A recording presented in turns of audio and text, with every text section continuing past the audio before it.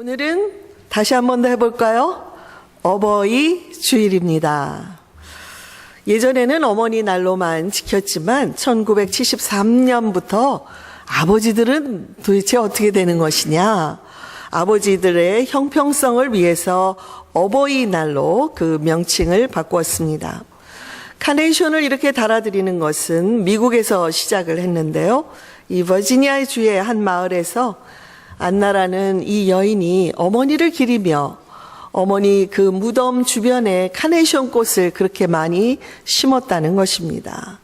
그리고 어머니를 추모하는 동네 사람들의 모임에 나갈 때에 하얀 카네이션을 달고 나간 것이 어머니 날을 기리게 되는 시작이 되었다고 합니다. 오늘 아버지들에게는 못 따라드렸지만 어머니들의 가슴에 단 이 카네이션을 보니까 부모님의 은혜가 더 크게 느껴집니다. 여러분도 그러십니까? 네. 저희들은 어린 시절에 부모님의 사랑을 먹으면서 자라왔지만 그때에는 부모님의 은혜가 어떤 것인지를 잘 몰랐습니다. 그러나 우리가 자식을 키우면서 우리 부모님도 이러셨을까? 부모님의 은혜를 새삼스럽게 깨닫는 것입니다. 부모란 무엇을 우리에게 해 주어서가 아니라 우리를 낳으시고 길러주셨다는 그 한 가지 사실만으로도 두고두고 그 은혜에 감사드려야 할 분들입니다. 어느덧 저의 목회도 20년이 이제 다가오면서 그동안에 이런저런 기회로 많은 가정들을 섬기는 기회가 있었습니다. 특히 여성들을 대상으로 성경 공부와 영성 훈련을 인도하면서 그들이 가장 고민하는 것들이 대부분이 가정에 있다는 것을 알게 되었습니다. 교회에서 열심히 봉사하며 믿음이 성장하는 것도 중요하지만 건강한 가정을 세우는 것 또한 하나님 앞에서 중요한 일입니다. 그리고 나의 영성이 나의 체험 학습장과도 같은 우리 가정에서부터 실천이 되지 않으면 실전으로 우리가 영적인 전쟁터에 나아갈 때에 우리의 영성이 어떻게 되겠습니까? 그래서 저는 이 영성과 가정이 균형을 이루는 것, 교회에서나 가정에서나 함께 더불어 행복해지는 것, 그것을 저의 목회의 비전으로 생각하고 있습니다. 우리 가정 행사를 진행하다가 보니까 인터뷰할 기회도 있고 또 그 인터뷰 기사를 제가 읽다 보니까 이거 제가 한 말하고는 이게 많이 다르게 나오네 하는 이런 경험을 제가 하게 되었습니다. 그래서 제가 이 부분에 대해서 제가 갖고 있는 생각을 여러분에게 말씀드리고자 합니다. 많은 경우에 교회에서도 현대의 성공 지향주의를 따라서 무조건 큰 것, 많은 것, 더 높은 것을 선호하는 것을 봅니다.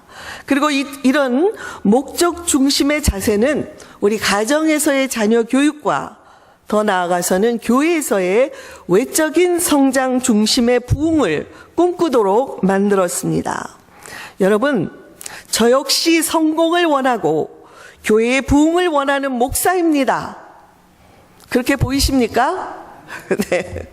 그러나 무엇이 진정한 성공이고 무엇이 진정한 부흥인지에 대해서는 저의 생각이 다릅니다. 눈에 보이는 것보다는 보이지 않지만 한 영혼을 섬기는 목사가 되겠다는 것이 주님이 제게 주신 꿈이기 때문입니다. 물론 교회의 부흥을 위해서 저는 누구보다도 열심히 기도를 하지만 숫자의 증가만이 목적이 아니라는 것입니다. 제가 처음 목회지에서 열심히 뛰어다닐 때에 교회 부흥을 위해서 앞만 보고 달려갔었습니다. 그러던 어느 날 더 이상 앞으로 더 갈 수 없는 상황이 제게 찾아왔습니다. 결국 제 영혼 깊은 곳으로부터 주님 앞에서만 머물러야겠다는 간절한 열망이 제 온 영혼과 제 모든 마음을 사로잡았기 때문입니다. 결국 그때 저는 결단을 내리고 6개월 동안 조용히 쉼의 시간, 기도의 시간을 하나님 앞에서 가졌습니다. 그때 주님께서 제게 깊은 깨달음을 주셨습니다. 제가 일 중심, 성취 중심으로 열심히 뛰어가는 모습을 보여주시면서 그때 나는 주님은 어디에 있느냐라고 물으셨습니다. 뭔가 이루어보겠다고 열심히 뛰어가는데 눈앞에 성과도 있고 교회도 부흥하기 시작하고 사람들로부터의 칭찬은 받지만 진작 주님께서는 그것은 너의 성취욕이었다 라고 말씀하셨습니다. 주님은 제가 뛰어가느라 보지 못하고 뒤처져 있는 사람들, 저의 도움이 필요하고 제 말을 들어주기를 원하는 그런 사람들을 직접 돌보시기 위해서 제 뒤에 계신 것을 보여주셨습니다. 그 순간 저는 깊은 회개와 눈물로 아주 오랫동안 주님 앞에 머물러 있어야만 했습니다. 그리고 저는 한 영혼을 소중히 여기는 목사가 되겠다는 주님 앞에서 다짐을 했고 그 후에 다시 목회의 현장으로 돌아갈 수가 있었습니다. 그렇게 영혼을 돌보는 목사로서 성도들과 함께 해오면서 교회와 가정, 이 두 사역의 균형을 이루고 건강하게 세워지는 것이 무엇보다 중요하다는 생각을 갖게 된 것입니다.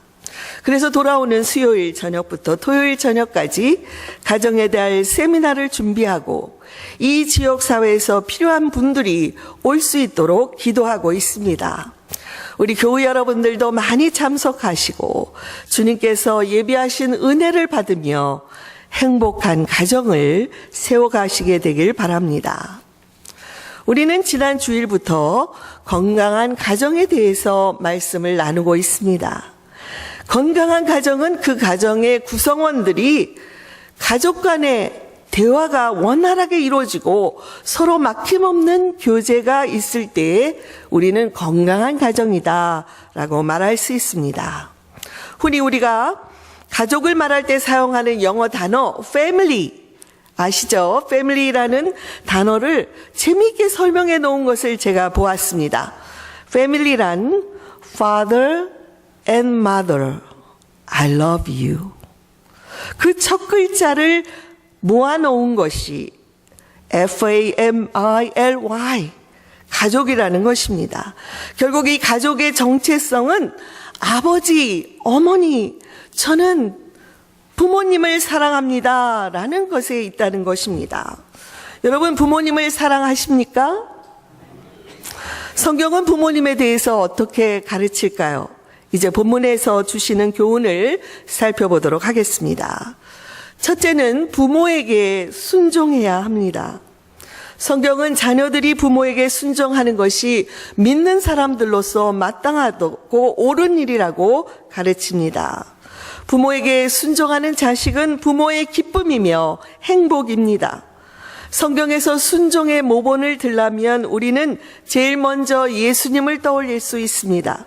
예수님의 어린 시절에 대해서 유일하게 기록을 남기고 있는 누가는 예수께서 함께 내려가사 나사렛에 이르러 순종하여 받드셨더라라고 말씀했고, 또한 예수는 지혜와 키가 자라가며 하나님과 사람에게 사랑을 받았다고 그렇게 말씀했습니다.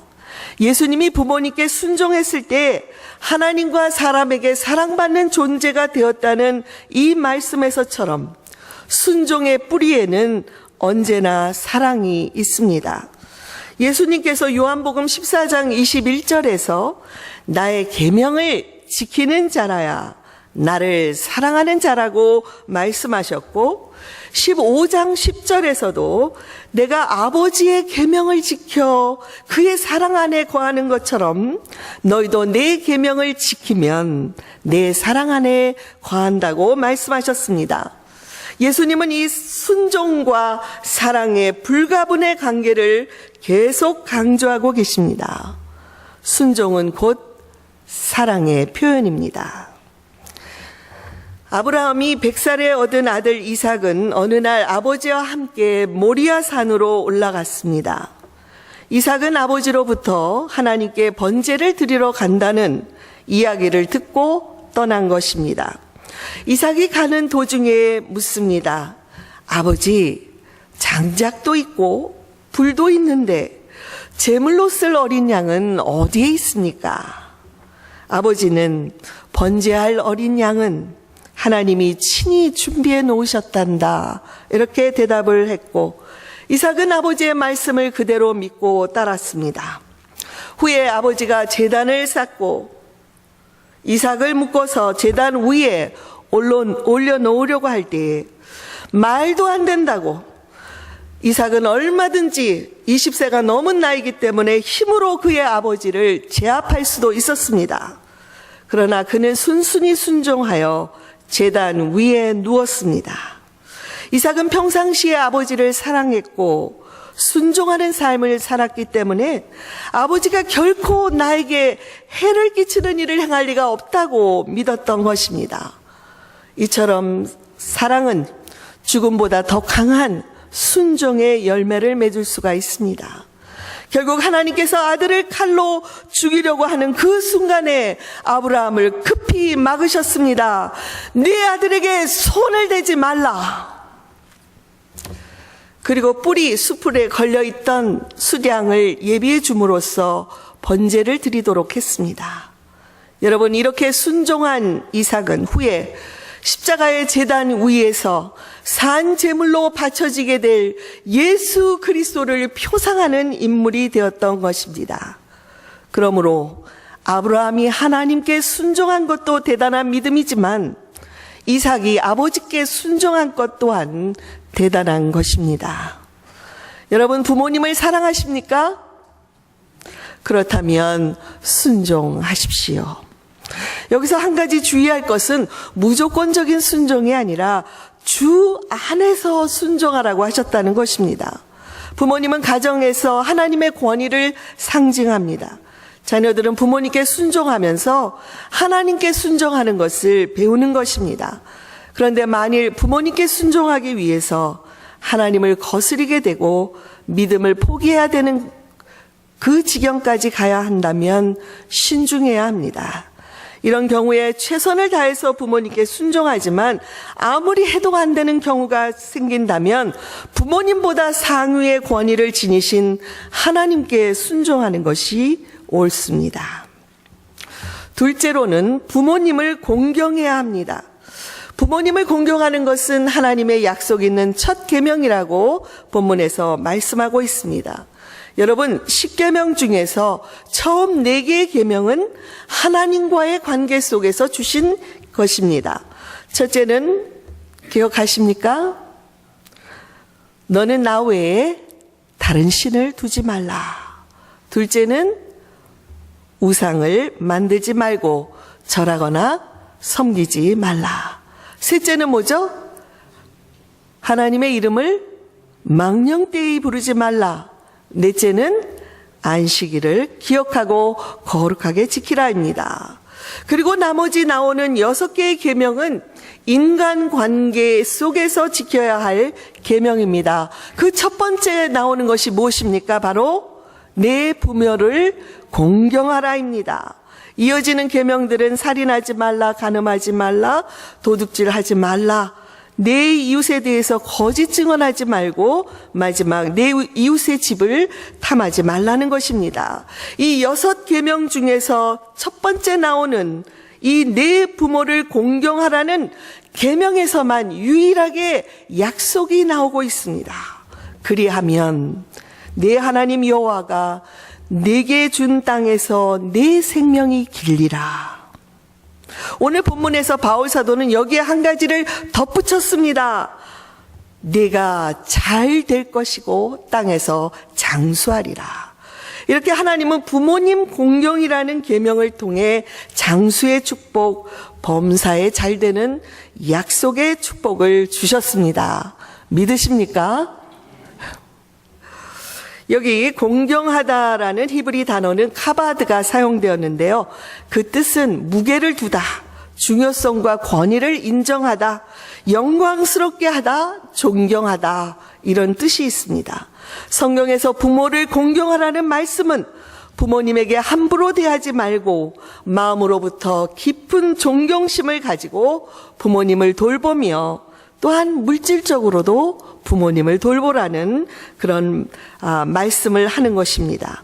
아무리 부모가 배우지 못했더라도 부모님을 존중하고 사랑으로 돌보는 것이 자녀들의 본분입니다.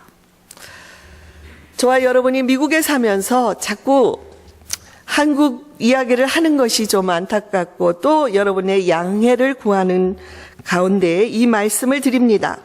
요즘 고령화 시대를 맞아서 한국에서는 노인의 인구 수가 늘어가기 때문에 사회적으로 노인 복지에 대한 관심이 매우 높습니다. 그래서인지 미국에서도 한국으로 다시 돌아가는 노인들이 많다고 하는데요. 이렇게 한국은 노인들을 잘 살기 좋은 나라로 만들기 위해서 여러 가지 혜택을 주고 있지만 어찌된 일인지 한편으로는 노인 학대가 늘어가고 또 한편에서는 노인 자살률이 점점 증가하고 있다는 것입니다. OECD 경제협력개발기구에 따르면 지난 10년 동안에 25개국에서 65세 이상의 노인 자살률을 통계낸 것들이 있습니다. 그동안 한국은 5위 정도 수준에 머물렀지만 최근에는 1위로 뛰어올랐습니다. 여러분, 인구 10만 명당 80명의 노인이 자살을 했다는 것입니다.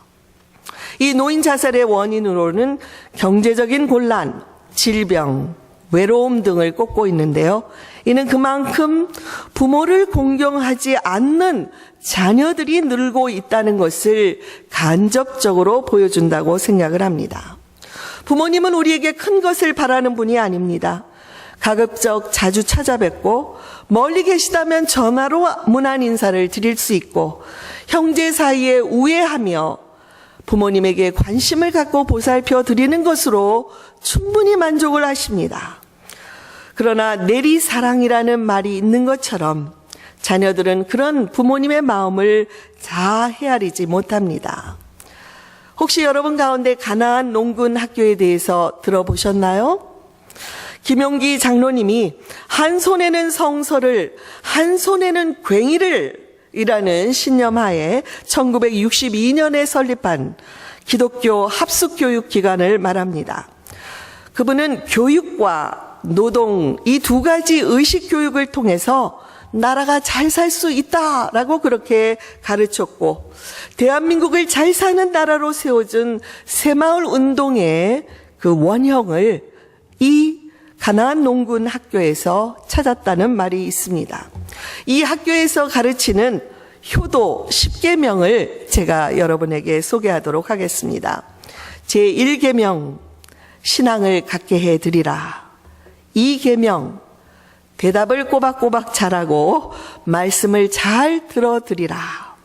3계명 표정을 밝게 가지라. 부모님 앞에선 표정도 밝아야 합니다.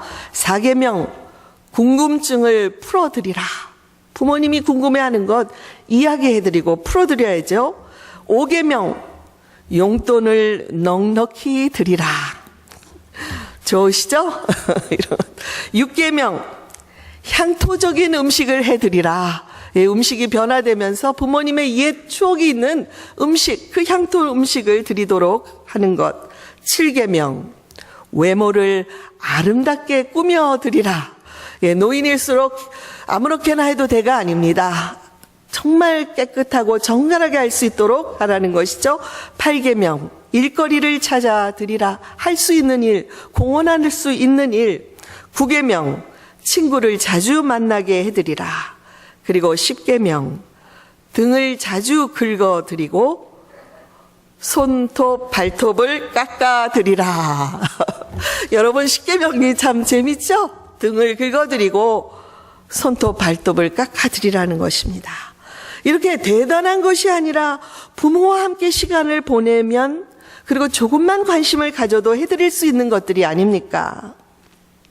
부모님이 이미 떠난 후라면 후회한들 소용이 없으므로 기회가 있을 때 부모님께 순종하고 공경할 수 있기를 바랍니다. 저도 미국으로 이민 온 후에 자녀를 낳고 키우면서 부모님 생각을 참 많이 하게 되었습니다. 그러나 멀리 한국에 떨어져 계셨기 때문에 자주 찾아뵐 수 없다는 것 그 자체만으로도 늘 죄송한 마음이 들곤 했습니다. 저와 같은 이런 자식의 심정을 잘 표현한 시를 하나 제가 읽어드리겠습니다. 심순덕 씨가 쓴 엄마는 그래도 되는 줄 알았습니다입니다. 엄마는 그래도 되는 줄 알았습니다. 한여름 떼약볕을 머리에 인 채 홈이 쥐고 온종일 밭을 매도 되는 줄 알았습니다. 엄마는 그래도 되는 줄 알았습니다. 그 고된 일 끝에 찬밥 한 덩이로 부뚜막에 걸터 앉아 끼니를 때워도 되는 줄 알았습니다. 엄마는 그래도 되는 줄 알았습니다. 한겨울 꽁꽁언 냇물에 맨손으로 빨래를 해도 그래서 동상이 가실 날이 없어도 되는 줄 알았습니다. 난 괜찮다. 배부르다. 너희들이나 많이 먹어라. 더운 밥 만난 찬 그렇게 자식들 다 먹이고 숭늉으로 허기를 달래도 되는 줄 알았습니다. 엄마는 그래도 되는 줄 알았습니다. 뒤 발꿈치가 추위에 해져 이불이 소리를 내고 손톱이 깎을 수조차 없게 달아 문드러져도 되는 줄 알았습니다. 술 좋아하는 아버지가 허구한 날 주정을 하고 철부지 자식들이 속을 썩여도 되는 줄 알았습니다. 엄마는 그래도 되는 줄 알았습니다.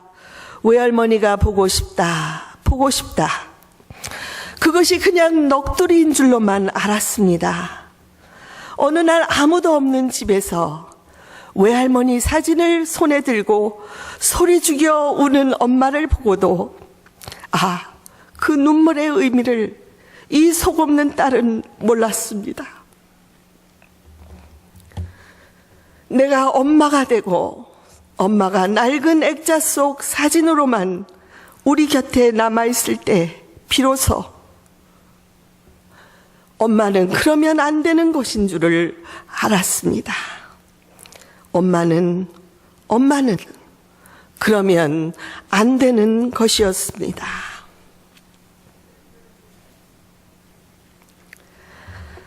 셋째로 부모님이라는 창을 통해서 우리는 하나님을 볼 수 있어야 합니다.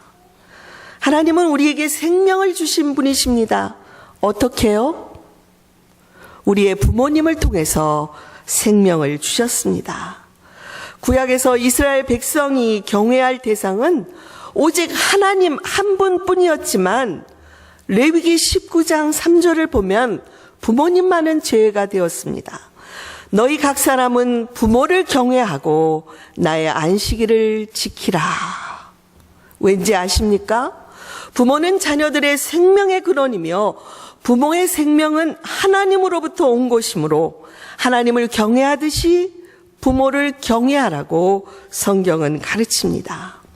그래서 부모님을 공경하지 않는 것은 생명의 창조자이신 하나님께 범죄하는 것과 같다고 말씀했습니다. 출애굽기 21장 15절에서 자기 아버지나 어머니를 치는 자는 반드시 죽이라고 했고 17절에서는 자기의 아버지나 어머니를 저주하는 자도 반드시 죽여야 한다고 부모님의 불경의 죄를 심각하게 다루고 있습니다.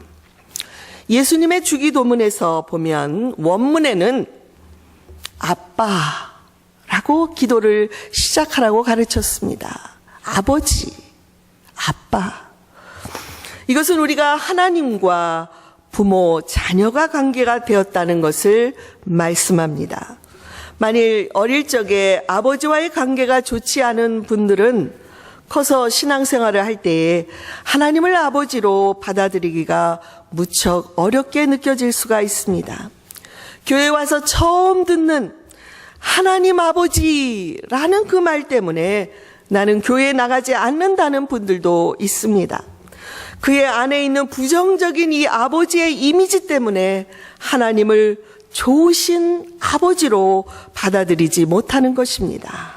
그러나 믿음이 자라가면 하나님의 은혜와 사랑을 충만하게 경험하게 되고 그런 분들이 어느 날인가는 진심으로 자기 육신의 아버지를 용서하고 받아들이게 되는 것을 봅니다. 우리는 여기서 부모님의 범주를 꼭 우리 육신의 부모에게만 제한할 것도 아닙니다. 교회 안에 어르신들, 그리고 영적인 아버지들, 우리의 신앙을 지도해 주는 분들 또한 우리의 부모님처럼 공경의 대상이 될 수가 있습니다. 이처럼 가정과 교회는 하나님의 나라를 미리 맛볼 수 있고 우리의 믿음을 실습하는 체험의 장이 되는 것입니다.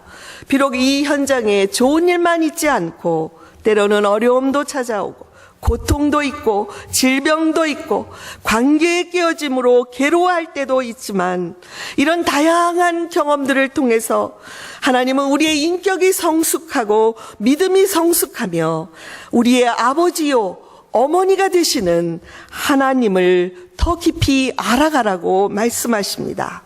그러므로 사랑하는 교우 여러분, 부모님을 공경하십시오. 기도하겠습니다. 하나님 아버지 감사합니다.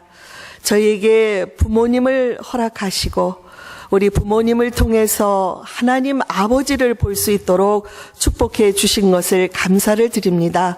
그동안 애쓰고 수고한 우리 부모님들을 기억하여 주시고 부모님들의 눈물과 정성을 주께서 보시고 우리의 자녀들도 그 삶의 모본을 따라 가정을 세우고 하나님을 향한 믿음을 세울 수 있도록 도와주시옵소서.